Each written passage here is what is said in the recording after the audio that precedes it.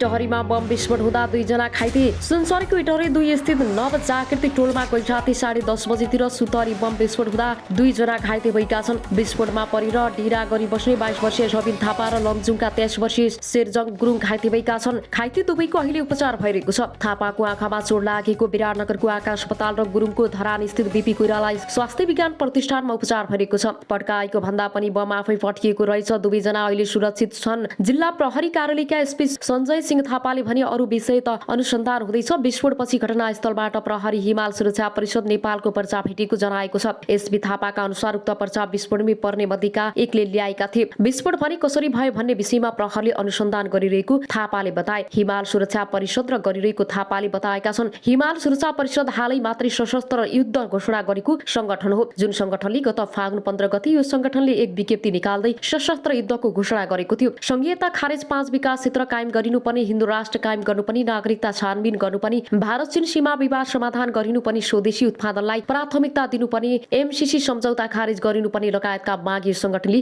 राखेको छ। अब आउनुस अर्को समाचारतर्फ लागौं। 5 जना चढेको मोटरसाइकल दुर्घटना हुँदा 4 जनाको मृत्यु, 1 घाइते भएका छन्। धनुषाको सबैला गै राति भएको मोटरसाइकल दुर्घटनामा 4 बालकको मृत्यु भएको छ भने 1 जना घाइते भएका छन्। सबैला नगरपालिका 12 बर्कु 12 मा राति 8:30 तिर ज 6 पर 6739 नम्बरको मोटरसाइकल आफै अनियन्त्रित भई दुर्घटना हुँदा मोटरसाइकलमा सवार 5 जना मध्ये 4 जनाको मृत्यु भएको जिल्ला प्रहरी कार्यालय धनुषाका प्रवक्ता प्रहरी नायब उपरीक्षक जितेन्द्र कुमार बस्नेतले जानकारी दिए। दुर्घटनामा परि सबैला नगरपालिका 2 निवासी 25 वर्षीय राहुल यादव र 12 वर्षीय लक्ष्मी यादव, बहुका भनिने विकास यादव र 14 वर्षीय सुमिता यादव रहेको प्रहरीले जनाएको छ। दुर्घटनामा परि गम्भीर भएका घाइतेहरूलाई उद्धार गरी उपचारका लागि प्रादेशिक अस्पताल जनकपुर धाम पुर्याएर 4 जनाको मृत्यु भएको प्रहरी नायब उपरीक्षक बस्नेतले जानकारी दिएका छन्। सोही घटनामा सबैला 2 निवासी 19 वर्षीय सुरेन्द्र यादव पनि घाइते भएको र उनको प्रादेशिक अस्पतालमै उपचार भइरहेको प्रहरीले जनाएको छ। दुर्घटनाको कारण खुल्न नसकेको र घटनाबारे थप अनुसन्धान भइरहेको प्रहरी नायब उपरीक्षक बस्नेतले बताउनु भएको छ। अब आउनुस अर्को समाचारतर्फ लागौं। विवेकशील साझाको कार्यालयमा असन्तुष्टलाई अवरोध गर्दै एकरका विरुद्ध नाराबाजी भइरहेको छ। विवेकशील साझा पार्टीको कार्यालय बकुण्डोलमा असन्तुष्ट पछिल्ली पत्रकार सम्मेलन गरेपछि रविन्द्र मिश्र पछिल्ली अवरोध गरेको छ। कार्यालय परिसरमा पत्रकार सम्मेलन सुरु हुँदै गर्दा मिश्र पछिल्ली नाराबाजी सहित अवरोध गरेको हो। त्यस क्रममा तैनाथ सुरक्षाकर्मीले सो पार्टीका नेता कार्यकर्तालाई बाहिर निकालेको छ। मिश्र पछिल्ली गुटको भेला गर्न पाइँदैन भन्दै चर्को नाराबाजी गरेको थियो भने सो क्रममा असन्तुष्ट पछिल्ली पनि संस्था विरुद्ध नाराबाजी गरेको थियो। सो पार्टीका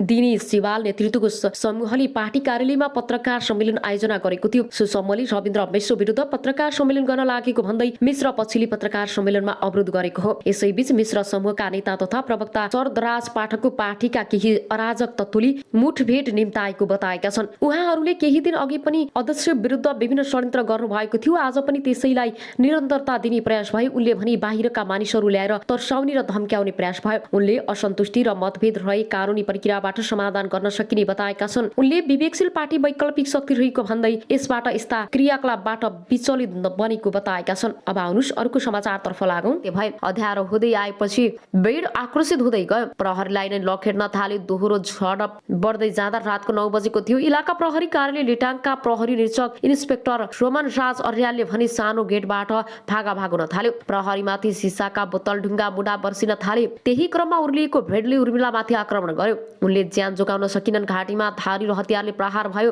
अरूलाई सुरक्षित गर्न ड्युटीमा खटेकी उर्मिला अपराधीको हातबाट मारिन्। अरूलाई जोगाइन् तर आफू जोगाउन सकिनन्। इन्सपेक्टर अर्याल आफैले उर्मिलालाई मैदानमा उठाउन मोटरसाइकलमा हालेर अस्पताल पठाए। रगत्याम्य उर्मिला अचेत थिइन्। प्रहरी पोसाकमा रगत बाहिरिएको थियो। उनको मुटु धड्कन थिएन। उनलाई अस्पतालमा मृत घोषणा गर्यो। तर प्रहरी अधिकारीहरूले उर्मिला बाँच्ने आश पहिले गुमाइसकेका थिए। 2076 सालमा प्रहरी सेवामा प्रवेश गरेकी उर्मिलाको 6 महिना अघि मात्रै प्रहरी जवान नवीन श्रेष्ठसँग विवाह भएको थियो। खोटाङ माइतीघर भएकी उर्मिलाको विवाहपछि घर उदयपुर हो। उनका श्रीमान इलाममा कार्यरत थिए। उर्मिलाका दाइ पनि प्रहरी सेवामा मोरङ कार्यरत छन्। अब आउनुस अर्को समाचारतर्फ लागौं। 2 जनालाई प्रहरीले 12 घण्टा भित्री पक्राउ गर्न सफल भएको हो। उनीहरूले बलात्कारपछि नाबालिकाको टाउकोमा ढुङ्गा र बियरको बोतलले प्रहार गरेर गम्भीर घाइते बनाएका थिए। छाडीमा फेला पार्दा उनी रगत्याम्य अवस्थामा थिइन्। यौनाङ्ग र ताम्य अवस्थामा भएको प्रहरीले भेटाएको थियो। बालिकालाई फागुन 27 गते मोरङको बेलबारी 8बाट खेल्दै गरेको अवस्थामा चोकफन चकलेट दिई ललाई फकाई गरी पीडितको घरबाट 250 मिटर उत्तर पश्चिम दिशाको घर वरिपरिमा करडी गरी बियरको बोतल तथा ढुङ्गा प्रहार गरी ज्यान अनुदान लिएको कार्यालयका प्रमुख एवं प्रहरी उपरीक्षक जनार्दन जीसीले बताउनु भएको छ। अभियुक्तलाई प्रहरीले शारीरिक र प्राविधिक अनुसन्धानबाट घटना भएको 12 घण्टामा पक्राउ गरेको उपरीक्षक जीसीले जानकारी दिए। उनीहरूलाई रात एक अस्पताल एक पसलमा मांसपेशी गरी मामा घरमा गएर बसुरीको अवस्थामा पक्राउ गरेको प्रहरीले जनाएको छ। आरोपी अजय चौधरी 2 वर्ष अगाडि 2 वर्षीय बालिकाको अपहरणमा मुद्दा करार चलान भई गएको मङ्सिर 18 गते अदालतको फैसलाबाट रिक्त भएका थिए। बालिकाको सब विवश अवस्थामा फेला परेको उपरीक्षक जीसीले बताउनु भएको छ।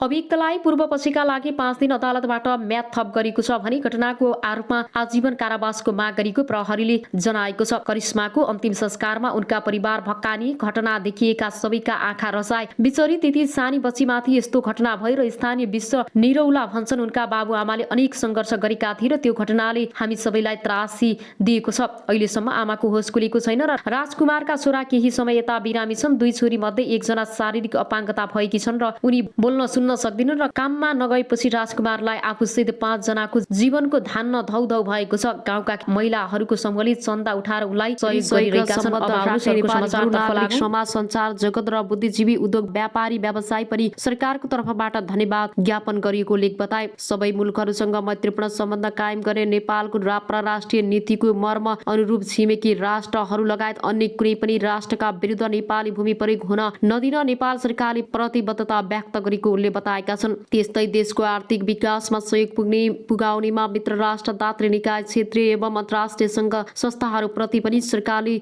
आभार व्यक्त गरेको छ। बैठकले विभिन्न प्रसारण लाइन आयोजनाको लागि जग्गा प्राप्त गर्ने र प्रारम्भिक कारबाही चलाउने अधिकारी तोक्ने निर्णय गरेको छ। विशेष अदालतको अध्यक्षमा उच्च अदालत पाटनका न्यायाधीश श्रीकान्त पौडेल र सदस्यहरूमा न्यायाधीश रमेश कुमार पोखरेल र यमुना भट्टराई, शालिग्राम कोइराला र बलभद्र वास्तुला र खुशी प्रसाद थारूलाई तोक्ने निर्णय गरिएको छ।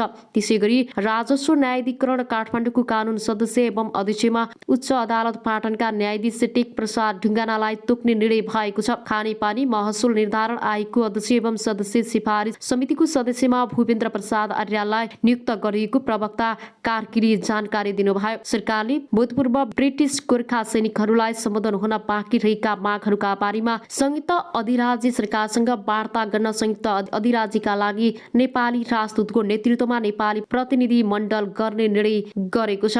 अब आउनुहोस् अर्को समाचारतर्फ लागौं। अमेरिकाबाट जहाज चढेर नेपाल आइपुगी 7वटा साँढे। अमेरिकाको सिकुबाट प्लेन चढाएर ल्याएको 7वटा साँढे 3 दिनको हवाई यात्रापछि शुक्रबार काठमाडौँ आइपुगेका छन्। गाईको नस्ल सुधार तथा दूध विकासका लागि कृषि तथा पशुपक्षी विकास मन्त्रालयले खरिद गरेको 7वटा साँढे नेपाल आइपुगेका हुन्। 23 फेब्रुअरी अर्थात् 11 फागुनमा अमेरिकाको सिकागोबाट हिँडाइएको उक्त साँढेहरू कतारको राजधानी दोहा, भारतको राजधानी नयाँ दिल्ली विमानस्थल हुँदै 3 दिनको जहाज यात्रामा काठमाडौँ अन्तर्राष्ट्रिय विमानस्थल आइपुगेको मन्त्रालयले अन्तर्गतको नेपाल लाइभ स्टार सेक्टर र नोभेम्बर आयोजनाले जनाएको छ।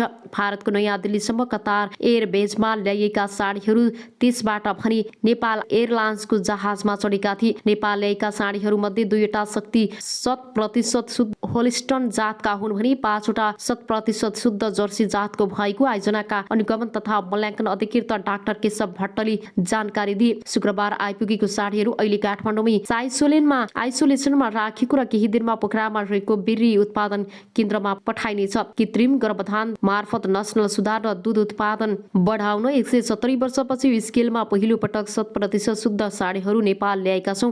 यस राष्ट्रिय पशु प्रजनन कार्यालय पोखरामा लगेर नस्ल सुधारमा प्रयोग गरिनेछ। भट्टले अनलाइन खबरसँग भने जङ्ग बहादुरले 1907 मा ल्याएपछि पहिलो पटक अमेरिकाबाट साँढे ल्याई आयोजनाको दाबी छ। नेपाल ल्याएका मध्ये 2वटा साँढे शुद्ध होस्टेल र 5वटा जर्सीका साँढे हुन् र 10 देखि 12 महिना उमेरका यी साँढेहरूको कुल 2300 किलो छ। साँढेहरू नेपाल ल्याउन मेडग्रम नामक सप्लायर्सले ठेक्का पाएको थियो र सिकागोदेखि पोखरासम्म पुर्याउन कुल 1.30 लाख सप्लायर्सले ठेक्का पाएको आयोजनाले जनाएको छ। दूधका लागि किसानले व्यावसायिक रूपमा पालेको गाईमा उन्नत जातको नस्ल सुधार गर्न यी साँढेहरू ल्याएको भट्टले बताए। राष्ट्रिय पशु प्रजनन कार्यालय पोखरामा यी साँढे मार्फत संकलन हुने बेरिय स्थानीय नेपाली गाईलाई क्रस गराउँदा 50% गुण सर्छ। यसले हाम्रो गाईहरूको दुग्ध उत्पादन क्षमतामा बढ्छ र अनुगमन तथा मूल्याङ्कन अधिकृत डाक्टर भट्टराईले भने 18 देखि 21 महिनाका हुँदा वयस्क हुने यी साँढे प्राणीहरूबाट उत्पादन हुने बिर्गी नस्ल सुधारका लागि उच्च